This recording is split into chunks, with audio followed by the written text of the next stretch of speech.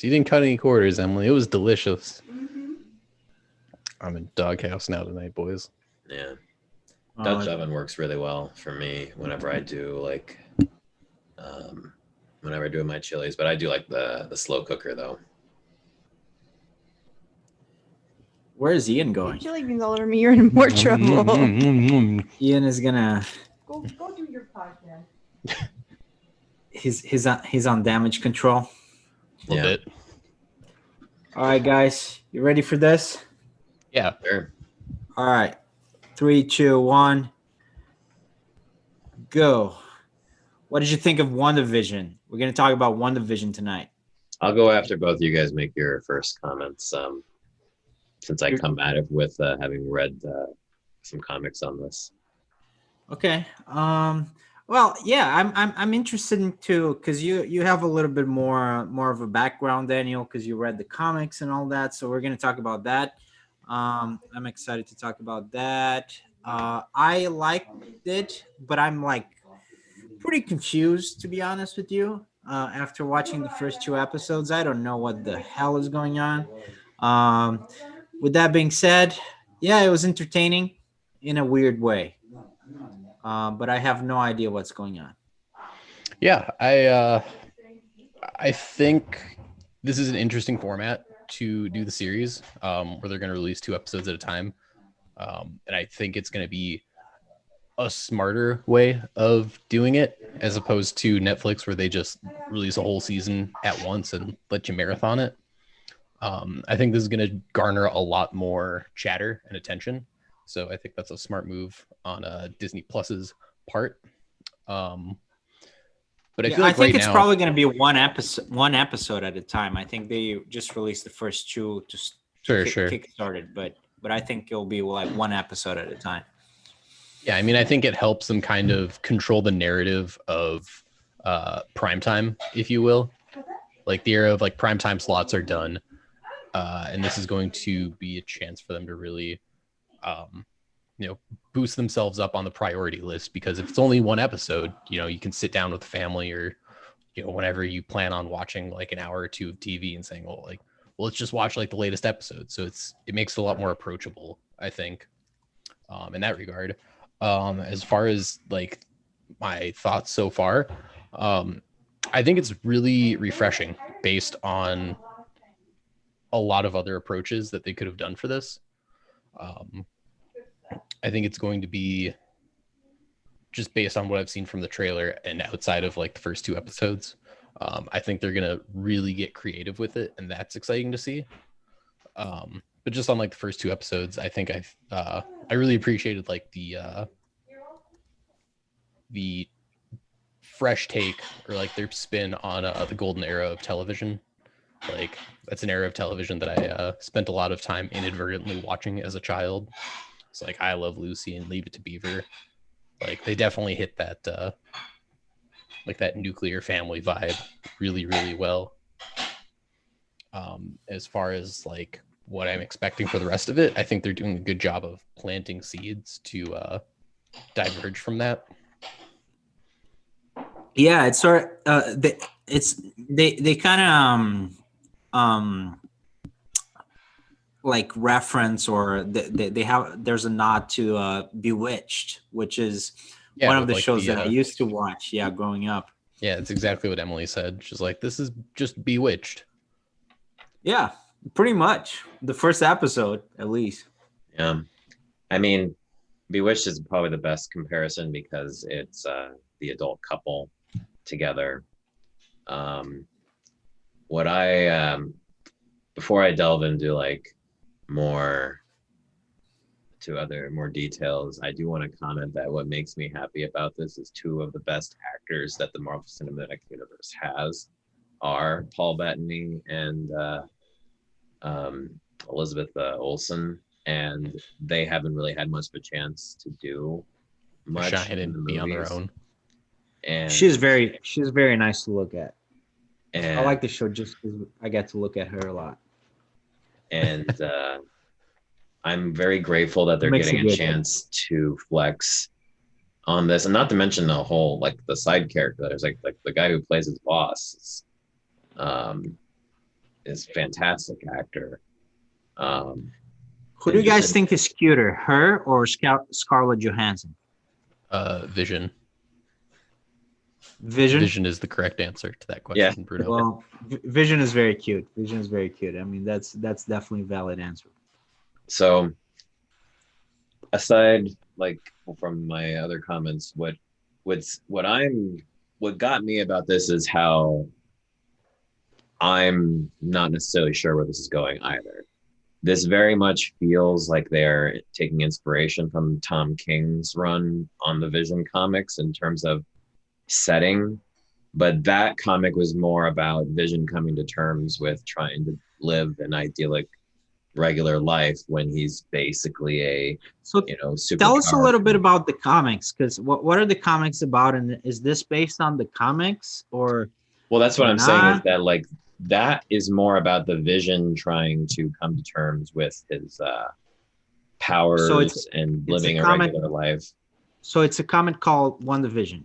Well, no, it's the Vision and the Vision Family by with Tom King. But Mhm. but like initially when I saw WandaVision was going to be have them living this like suburban idyllic American life, I felt like they were adapting that comic. However, this doesn't feel like that because that Is comic it? was really about adapting to regular life. This doesn't feel like that. There's definitely But something more sinister going on in the background here, or but something more in that depressing. but in the comic, is he married to Wanda as Yeah, well? To they have a Yeah, family. and they have a family. They have kids. Yeah, they do. Like, where I think we're going to be introduced to some kids later, but clearly at this point, like, this feels like it's not actually happening, Oh, for sure. and that's very curious to me right now. So again, for someone like me who I was very certain that they're clearly taking setting and visual cues from that comic and taking a lot of themes from it, but there's very clearly something going on. Some of the Easter eggs kind of point to Is a is the is the an comic organ. set in the 50s as well, No, it's or more not? modern. So it's just set in modern day Right, but America. like, and so just like so that's why I'm saying the comic doesn't really seem to be in play here. So I had to sort of pause it a couple times to look for some of the Easter eggs to see if they're hinting at anything. Like, I think there might be there's a Marvel organization that gets teased in there called Sword. Oh There's yeah, I saw the sword emblem on the helicopter. yeah, That was the most obscure Easter egg I think I caught on my like first watch through. and so I, from what I recall, that's an organization that basically treats metahumans like as basically sentient weapons, and that's how Mhm. they want to treat. And so that'd be interesting to go by. Now, if everybody here are they caught up with the MCU movies?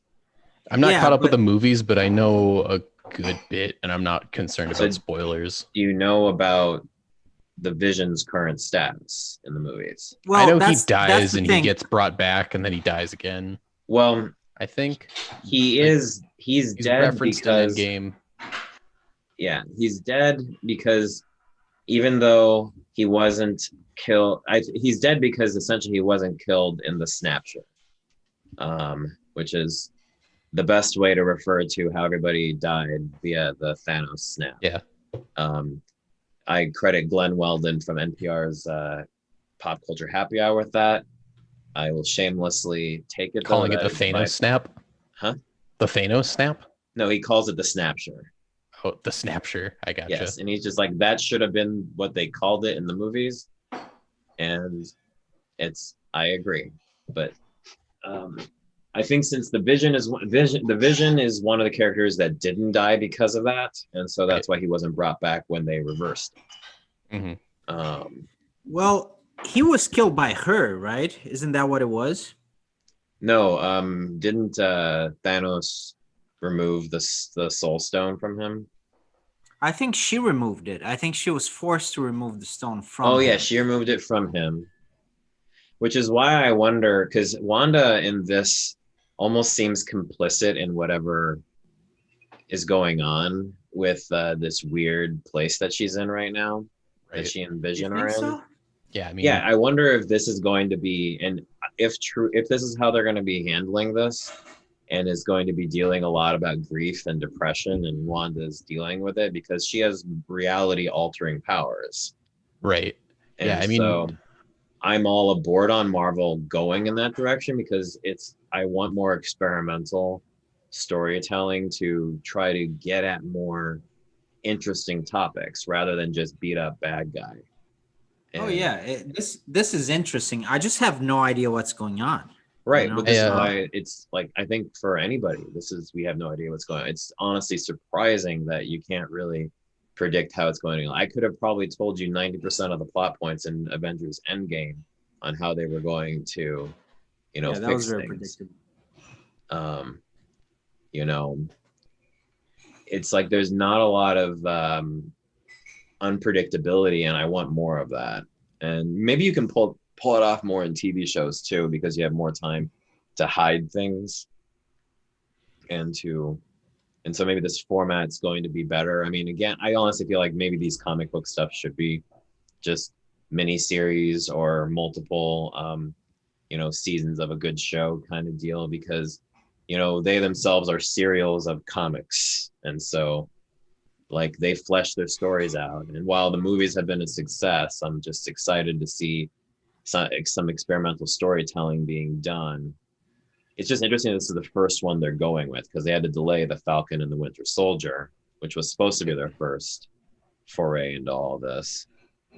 Yeah, But this is a weird one. It's interesting that they're starting out with this like really weird uh mhm. show, but at the same time, I think you know everything Marvel has worked so well so far that they're really like cocky at this point. yeah, I Well, mean, Marvel's got the money that they can do anything they want. So I guess I'm excited to see this be a clear breakaway from yeah, anything else, and see them really just get creative with it.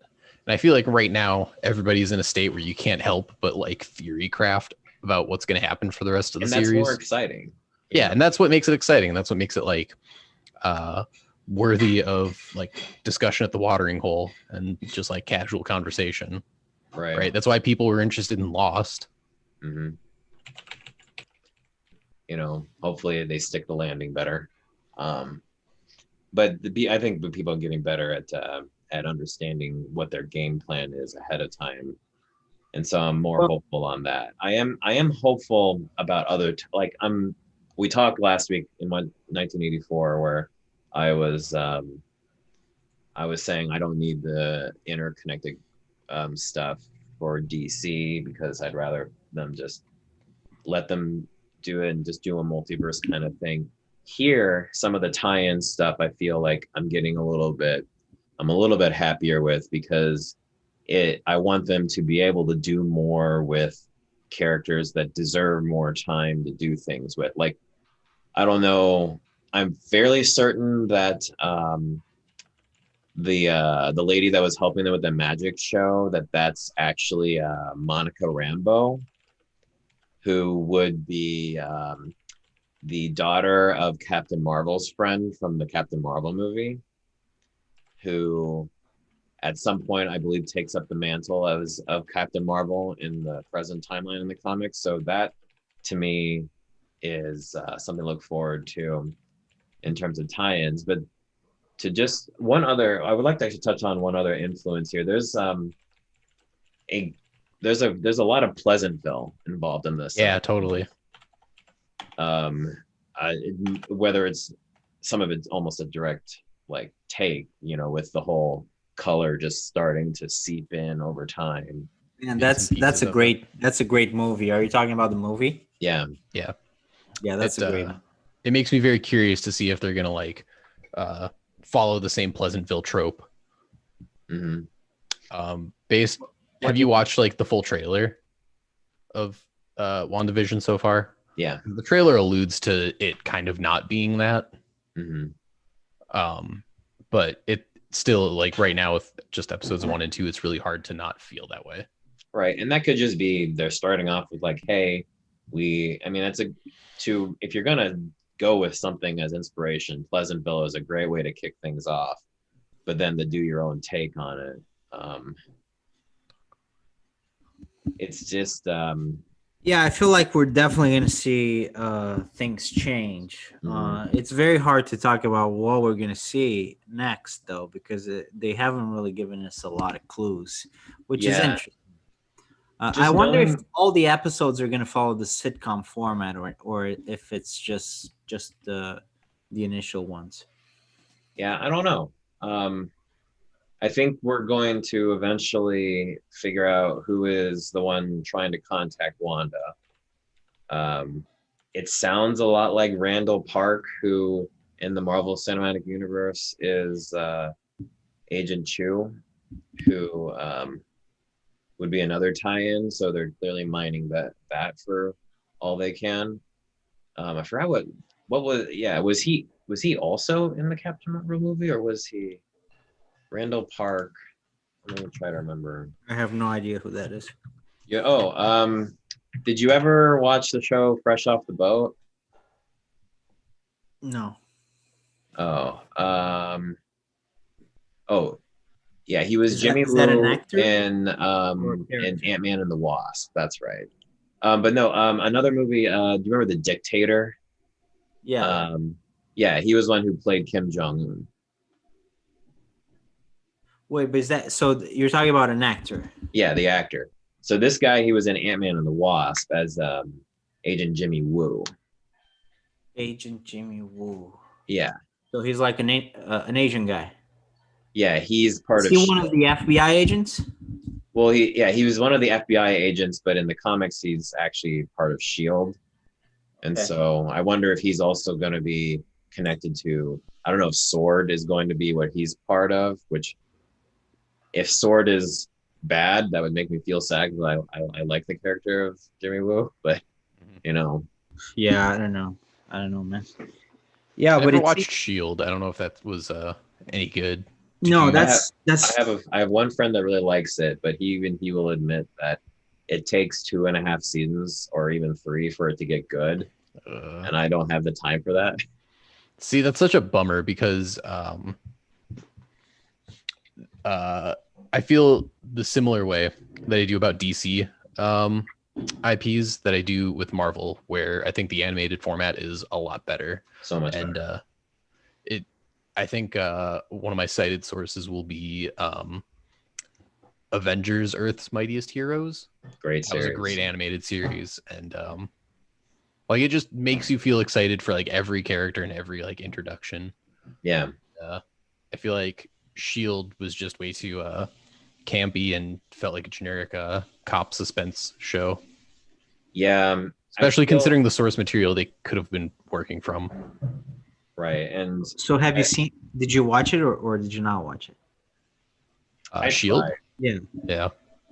So you guys watched it or not? I tried a couple episodes and I didn't like it. And Yeah. even people who have stuck with it will tell you that it wasn't really all that good. You watch it because you're a Marvel fan and you like the Marvel stuff. And then they're like, and then it got good eventually. I'm like, okay, I don't. I mean, I watched like 3 seasons, I think, and I mean, I don't know when it gets good, but it didn't get good while I was watching. Maybe it was season 4 when it got good. Maybe it was season 4 when it got good. I don't know. And that is a shame because there is a lot that you can mine with that. But the animated stuff has always been good. I mean, I grew up on 3 animated shows: the Batman animated series, Spider-Man the animated series, and X-Men. Like, those Spider-Man and X-Men shows, other than the very last season of the X-Men show, which is, we won't talk about that, were just fantastic storytelling, like, and they did so good. And like, hopefully, I feel like these Disney Plus shows for both DC and Marvel, with all the stuff they have announced with it, have an opportunity to be that for the Marvel universe to me, where they can allow, and the fact that they're basically doing like not tertiary but more interesting variant type characters for them has me excited. You know, the Falcon and the Winter Soldier is probably going to be the most straightforward of those, and even that one I'm hoping is has some twists with it. This one definitely seems to be the weirdest. We'll see. Actually, Loki could probably end up getting pretty weird too. Which one? I think Loki is going to have some strong fangirl energy. Yeah, they're gonna have that Loki miniseries. That'll be, Yeah. Is WandaVision a miniseries or is it going to have more seasons? I don't know how long you can pull off if the central premise is going to be built off of what they're doing now. I don't know if you can do more than a couple seasons. Yeah, I think it might get like 1 or 2 tops. To me, I think they're going to like, do. I think they're going to do what they've kind of done with the movies, where they roll through like one superhero at a time, just in like a season instead of a movie. Yeah, I think that should be fine. I think the format that was done with Legion, although it's not connected to all of this, is a good format where like you don't really need to do too much, and they were done after 3 seasons. I think this seems more adequate for one season, for a mini series. I think 1 or 2. What I've seen so far, unless again, like this is something where this rolls into something else where Wanda is involved with that. I'm assuming that the Vision is not actually alive during all right. of this. Yeah, I mean, right now my current operating like personal theory is that this is all like a hallucination, as Wanda is either in a coma or like in some kind of fugue state. Yeah, dealing with grief and right. What It feels happened- a little what tropey and like predictable, but I hope it's better than that. Yeah. What happened to her? What happened to her in Avengers? I mean, she survives, but I do feel like if she's been captured and if something's involved with her, that if they had done something to her to put her in this state, she definitely seems to be almost half complicit or understand what's happening, maybe in the subconsciously, because again, she has the ability to alter reality with her powers. So what we're seeing is not really reality. It probably isn't, unless she herself is mindscaping through the multiverse, which I could totally see them working that way. Like she's like, her mind is traveling through different alternate realities. Well, that's interesting. That makes it even more interesting. I just think there's so many ways you can go about it. I mean, again, this is why like I'm happy we finally get a chance for this, because we haven't had really opportunity for much character growth for her in the movies. No, I mean the movies are very predictable. Well, because she's only in the ensemble movies. It's like that's the shame of it. We haven't had opportunity to have her. I mean, again, Elizabeth Olsen, great actress. Gorgeous. My Very first beautiful. I think my first movie I saw her was a Martha May Marcy Marlene, where she is part of a cult-like commune with John Hawkes as the figurehead of it. But really what it is it's her coming home after escaping that cult and flashbacks with it. And so she's just a fantastic actress throughout that. And I'm just like, this gives her so much more range to work with. She's actually related to those Olsen twins, I think. Yeah, she's the younger sister, I think. She's her sister? Yeah, she's their younger sister. Really? Yeah. I thought she was like a cousin. No, she's their sister, I believe. I mean, Oh, wow. let me make sure I'm right. That would be really dumb of me to be wrong about that. Let me Google her. So Elizabeth Olsen, right? Oh, really? Yeah, those are her sisters. Oh, no. Really? Yeah. It's funny because the sisters used to be really famous, right? But then they kind of disappeared. And now, Olsen twins? she wasn't. and now Yeah, she the Olsen twins. She is their younger sister. Hmm. and it's also funny because they used to be like really good looking and they were all in all those movies, and now I mean they're still okay, but she looks a lot better than them. Yeah, she's honestly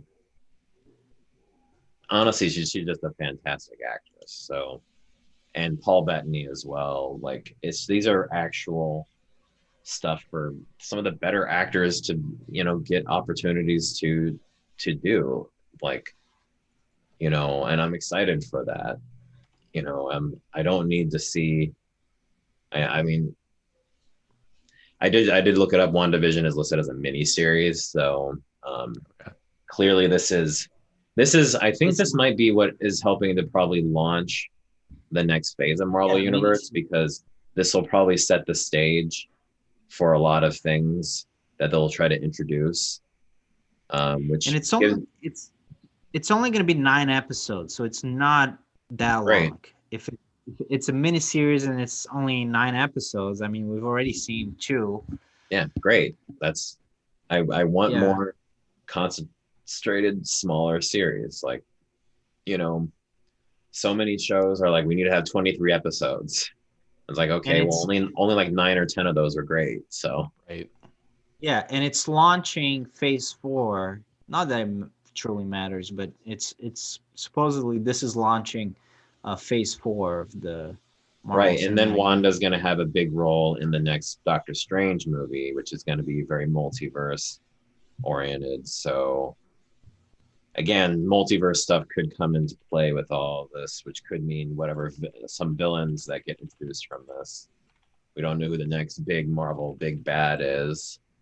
It should be Doctor Doom now that they have X-Men again, because nothing that's how you top Thanos, is you bring in Doctor Doom. But Hey, I'm actually excited for that because all of the Fantastic Four movies have sucked massive buttholes, yes, and Doctor Doom is so sick. he's the So best. like, yeah, like even just like I in thought- Marvel versus Capcom, I love Doom. Yeah, I So thought I'm excited to see a good Doctor Doom.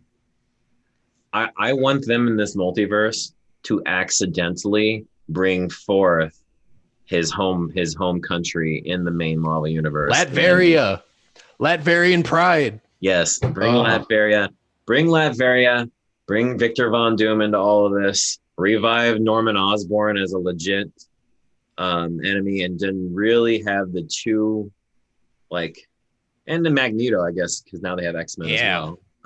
It's just like these are 3 of the most interesting and capable villains that Marvel has not had a chance to do much with on their own.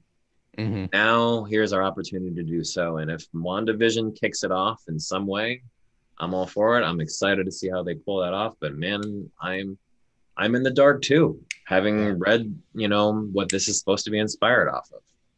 I really want to see like some of these super obscure superheroes come back. I know that's like a typical like niche nerd request, but I was really excited for years and years on the rumor of a Squirrel Girl movie. Did you see Disney has a Squirrel Supergirl a Super Squirrel movie coming out that is not Squirrel Girl? What? Yeah. You said those words in the wrong order to make me happy. Okay. Disney has a Super Squirrel movie. Okay, hang on. I don't know Super Squirrel. So I gotta. And it's not Squirrel Girl. As much as Anna Kendrick keeps asking to play her. Yeah, and like obviously Anna Kendrick would be a fantastic, casting choice for Squirrel Girl. Right. I'm just getting like goofy Photoshop pictures of squirrels in Superman outfits. No, when I Google Super Squirrel. Let me try and find it. I know that like when I sent it to my friends, I was like my other my like comic nerd friends, that I was your real friends. No, I wouldn't say real friends so much as these are the guys who we do all the comics, our comic stuff with. Oh yeah, it's called Flora and Ulysses. And my comment was, Disney made a squirrel superhero movie that isn't Squirrel Girl.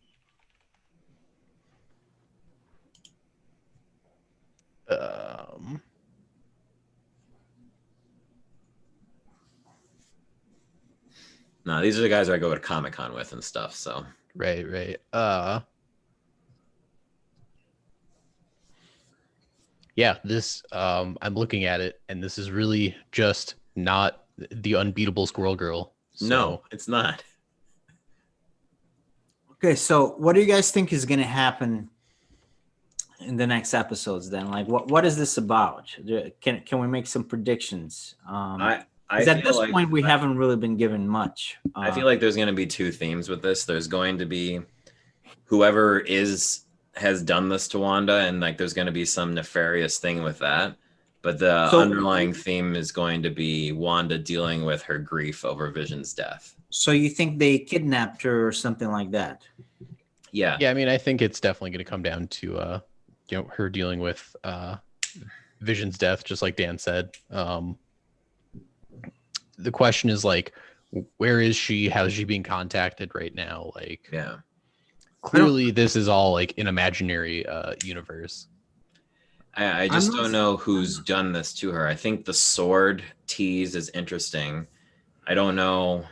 I mean, we already still have you have elements within the MCU now that definitely want to control the metahumans and the superheroes.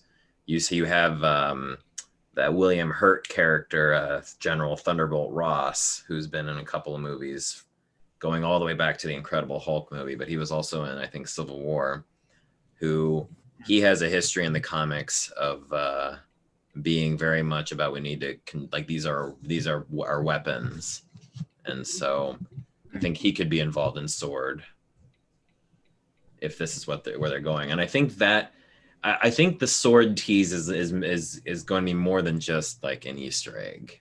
You don't just put that there in a very obvious like red helicopter. I mean, I think that's like a pretty big clue. So when you remember that red helicopter, like that toy helicopter and whatnot, there's a symbol on it that for Sword, which is an organization within the MCU. So what does Sword do in the MCU? They believe they basically weaponize anybody with superpowers. Right. Okay. Which actually traces a bit to Wanda's character origins within the MCU, where she was built as a Hydra weapon or created as a Hydra weapon along with her brother. If you remember all the way back to Avengers Age of Ultron, the Dark Days. Yeah. Well, he died, right, in that movie. Yeah. That was a lame death. Was he Quicksilver? I think he was Quicksilver. He was Quicksilver, yeah. That was pretty lame. The acronym for Sword, Bruno, is Sentient World Observation and Response Department. Okay, which is interesting because there were two Quicksilvers at the same time. You had the Quicksilver in the X-Men movies, who was fantastic. You had Magneto's son Quicksilver, and then Pietro Quicksilver, which I feel like was more licensing discrepancies than anything. Yeah, it was very much... they just were not allowed to be the son, the children of Magneto. While they could never call Wanda Scarlet Witch, and they never explicitly refer to her as the Scarlet Witch because I think it's Fox Media owns the rights to a lot of the X-Men IPs, just like Sony still might own the rights to Spider-Man. Well, but now that Spider-Man 3. Now that Disney owns 20th Century Fox, they just bought them out so they could get Spidey, or so they could get X-Men. Yeah, they still can't get Spidey, but you know. Yeah, Sony still got their. They tried to buy Spider-Man. I think Sony wanted $5 billion for. If I'm not mistaken, that's how much they wanted. I mean, a small price to pay for Spider-Man. Yeah, no, Spider-Man is in a huge franchise. I mean, out of comic book characters, he ranks up there with Batman and Superman, and as the two most recognizable comic book character, as the three most comic book. And I think for Sony, it didn't really. He was an ice cream. A whole lot of sense to sell him because he's huge for Sony. They don't really have a lot of big franchises. But really, the only good movie Sony's made with him in years has been the Spider-Verse. So, I mean, I agree with you, but the Spider-Man: Homecoming, Long Way or Far From Home. and the first one all did really well, and I think they've kind of hit their stride with casting Tom Holland.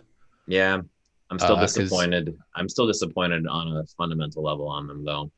They basically Really? they basically call him Peter Parker, but most of this feels like this character should have been Miles Morales. I mean, I would have just preferred to see like a full-on Miles Morales Spider-Man. Yes. Like, ever since like it blew up on Twitter with Donald Glover, like Yeah. I'm never getting off that hype train. They'll probably use Miles Morales, but the thing is, Miles Morales is the character, is the hero in the animation series. I'm pretty sure they're going to do a sequel for that movie. Oh, the Into the Spider-Verse. I mean, that was just fantastic. Yeah, Oh. so you can't really have two Miles Morales. You know, like it would be even more confusing. It's There are already confusing. 5 Spider-Man. There's I mean, it's Peter already Parker, very Peter B. confusing, but- Parker, And they're Spider-Gwen. already in the next Peter Spider-Man Porker. movie is apparently going to have all the Spider-Man from previous Spider-Man movies in it, including Tobey Maguire. Really? I've Yeah. heard Tobey Maguire is like a real piece of shit. He's apparently pretty bad. Like he's like truly just an awful person. Yeah. And there's a reason he's not being cast by Hollywood anymore. And I feel like that really says something for did you to he get do? blacklisted by Hollywood. What did he do? He's Christian Bale without the talent as Yeah. Christian Bale, which Christian Bale is also not easy to work with.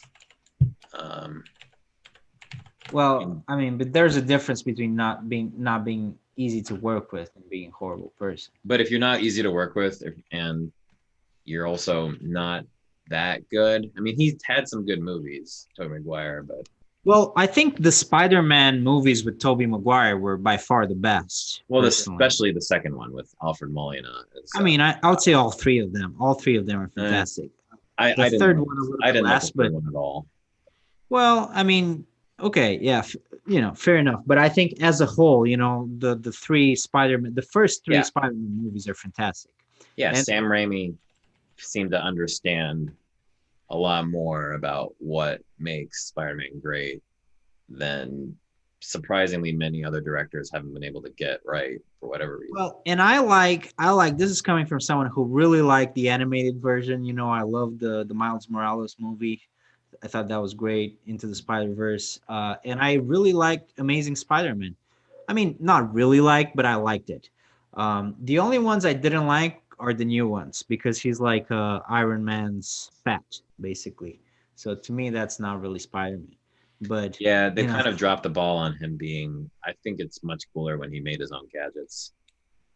yeah, man. I mean, Spider-Man is much bigger than Iron Man. I mean, before the Marvel Cinematic Universe came out, I mean, Spider-Man was what, like 100 times bigger than Iron Man. Yeah, I mean, I feel like when they To have decided Spider-Man to pursue, be like Iron Man's sidekick makes me a little bit mad. yeah, I feel like once they decided to pursue the Avengers, they had to make some creative choices, and Spider-Man was always like distinctly separate from large chunks of the rest of the Marvel universe, just because Spider-Man was so big for so long that He actually they really interacted didn't more have- with the Fantastic Four in the comics. right. He more closely aligned with them in the X-Men. I mean, And it's really interesting to me that all of the Fantastic Four movies have like sucked so bad. like off. Well, the first two are watchable. The last No. one, well, They're I mean, all bad. well, they're bad, but watchable bad, right? They're like most- so bad that nobody ever has a complaint about Chris Evans being multiple Marvel superheroes. People are like, how come he gets to be Johnny Flame and Captain America? Nobody cares because Johnny Flame sucked so bad. Well, nobody really watches those movies anymore. So yeah, I know because the Fantastic Four movies were just tragic. but It's- they're also from a different time. No, Those not movies really. are- The last one came Yeah. out in like 2018. Yeah, the Fant Four Stick. Well, no, I'm talking about the ones. The with Chris what? Evans. Fant Four Stick. If you look at the way the logo is, it looks you call it Fant Four Stick. Look how they designed the logo for it. This is like the Resident Evil 6 logo looking like a giraffe getting blown by a guy. Yeah. Fant Four Stick. Well, but I was talking about the old ones. Then you had the reboot, Well, which I don't think is from didn't those ones 2018. come on the heels of the good 2017. X-Men movies? Like, the first couple of Bryan Singer ones. I thought those ones were right around the same time as that. They were, but Fox also dropped the ball with Daredevil. A lot of those movies were really not that good at that time. That's why the Spider-Man movies with Tobey Maguire are so impressive, because they were really fantastic. And You got to and- give good directors the ability to, or people who know these properties. I mean, Sam Raimi well, is Spider-Man, it was two movies really that made superhero movies big. It was Spider-Man and then X-Men, or actually the other way around. X-Men and then X-Men Spider-Man. made it possible for everybody after that. In for a bit. Spider-Man, because X-Men was big, but we're talking about like 300,000, something like that in the box office, and then Spider-Man came out and it made almost $1 billion, and they were like, holy shit, people really go watch these things. But X-Men was the first one. Actually, Blade came first, but Blade was kind of a smaller thing. Yeah, Fantastic Four. The first one was the first one they made with Jessica Alba and Chris Evans. That was 2005. That was 5 years after X-Men. Yeah, With, if you compare those movies to like those 2000 to 2008 movies, I mean, yeah, they're okay. I mean, those are also like what I would call secondary Marvel properties. Like they exist and they make money on them, but Marvel clearly doesn't care about them that much. X-Men and Fantastic Four, X-Men. And I mean, Spider-Man. I think X-Men, like, they care about a little bit more. I mean, that was at different times in history. Those were the most popular comics. No, they were by far the most popular, but it was because they didn't have the license, man. They didn't have. They sold them. That's why Marvel was broke.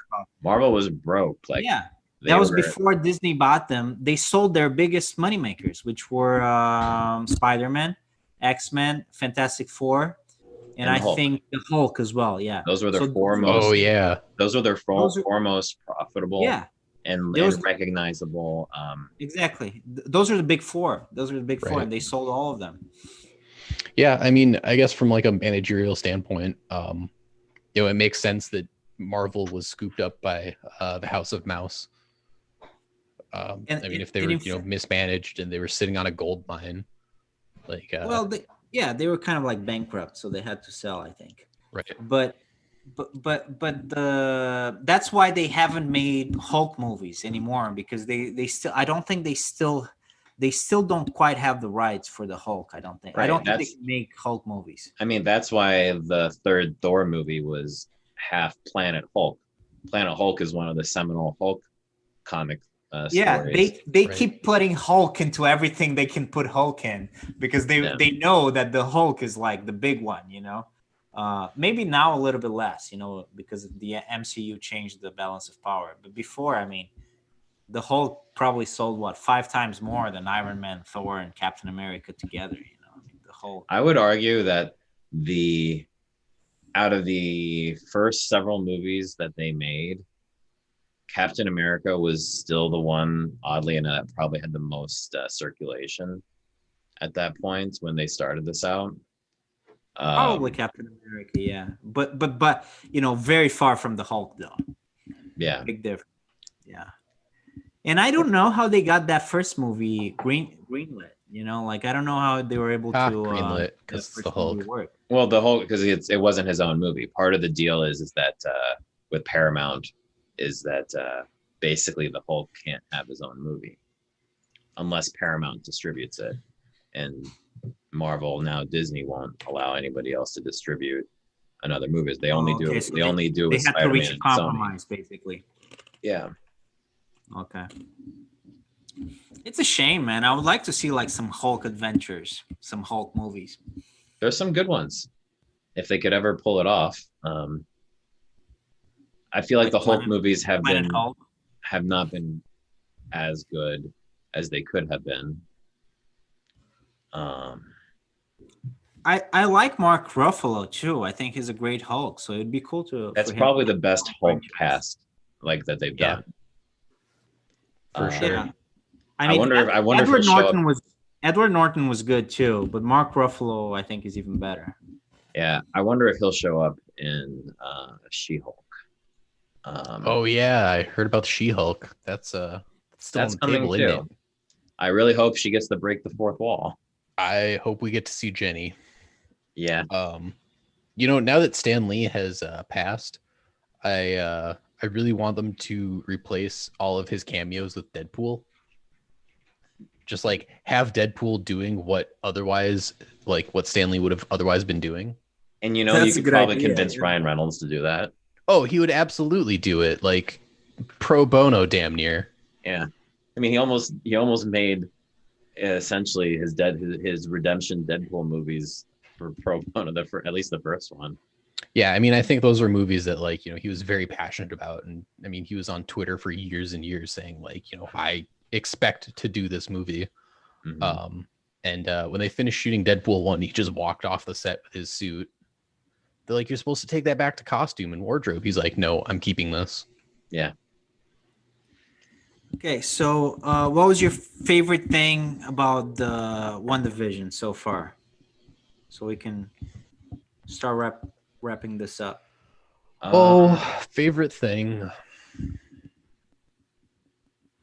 I like that Kitty from That 70s Show was part of Donna Jo Rupp. was part of the Yeah, she is a fantastic casting decision. that turned it into a sitcom, full on sitcom. Kitty was there. Yeah, I mean, I think she just fits so well in that era of television. The only problem is that it wasn't the 70s. I don't know when the show is set. I think it's more like, do you guys think they're going to do a 70s episode? Yeah. It's coming up. Which they're going to do a hopefully 70s episode. I really hope that. I hope they go the next. It looks like the next episode they're gonna have classic Scarlet Witch and Vision costumes as well, from their original appearances. So that'll be cool. What I am liking, my favorite parts so far are just that this is a 2-man series or a 2-act. I appreciate that they are. It's a duo series. Yeah, that we are getting a play of a 2-man play of 2 fantastic actors, and I'm all for it, and I'm excited to see where it goes from there. Yeah. Let's see. My favorite thing so far, I really appreciate the dedication to recreating the the nuclear era of television. Mm-hmm. Even just the little special effects of when they get the rings. You can see that they just straight up they did the effects as they would have done in the 40s. Where they just stopped the camera and then paused it. Their hand moves a little bit, and everything is just perfect as far as being delightfully tacky and feeling authentically like a true production that was done in the 40s with the Bewitched era, because there's this little special place in my heart for that era of television. One thing I'm thankful for, this is the first Disney Plus original series that I've watched where the sound quality was okay. Oh, you've had problems with sound quality? I feel like it's very quiet. Disney Plus is very quiet. Hmm. I've had issues with that with the Mandalorian. I don't have that issue. And this was the first one. I looked online. Apparently, I'm not the only one who's feeling this way, that it feels very quiet, unless and so I've been tweaking with my sound systems, trying to figure it out. So that's one thing I'm thankful for, that I didn't have issues with the background music drowning out the voice of the actors. Sure. Okay. Well, that's another plus. Yeah, I mean, that's I'll try and be more mindful of that and see if I notice anything. But I feel like it's a increasingly valid critique to critique the quality of a stream, especially for these things that are only releasing via streaming service now. Yeah, I mean, the quality of the Wonder Woman 1984 stream was subject of I think I didn't like it. Yeah. I'll be very interested to see how how it goes forward. I will say that like actually, no, it's the second thing that sounded great on Disney Plus for me because I watched Soul this past weekend as well. Oh yeah, how'd you like it? Oh, I want to do Soul. We should do an episode of Soul. Yes, I could do that. Was it I good? will totally do that because I love that movie. Yeah. In fact, yesterday I was gonna watch Soul, but then I kind of wanted to leave it for a podcast. Yeah, just sit down with Beth and watch it, man. I think Yeah. she would. Yeah, and we'll do a It's podcast. definitely a good couple movie. It's very girlfriend friendly. You've already watched it, Ian? Yeah. Emily and I All right, watched awesome. it So a week or so two I need ago. to watch it. So we can... Yeah, Lauren. Do you and I guys want to watched do a podcast on it? Yeah. Yeah, I'm down. I could even rewatch it. Honestly, it's that Same. it's that good. Okay, so all right, so WandaVision. All right, so we liked it. Did we like Yeah. it? I thought it was cool. It was very confusing because I had no idea what was going on, but I I'm thought excited. I thought it was interesting. It was very I will say this could be a candidate for a show that we do frequent shows on as stuff happens because I think stuff's gonna happen. They might not have to be long podcasts because there might just be interesting. Yeah. And Just like Yeah, a I mean, I shorter think we could. podcast. I think we could knock these out in like half-hour installments, especially if Yeah. we're gonna do like, if it's gonna be like one Yeah. episode, we could do like 20-30 minute chats on it. yeah, Yeah, because we can't do a 1 hour episode on a an half-hour episode show. that is only 30 minutes long. right. It's really So- milking the cow there. Yeah. So all right, sounds good. I hope you guys enjoyed watching this, and Yeah, man. we'll see you soon. Yep. Stop.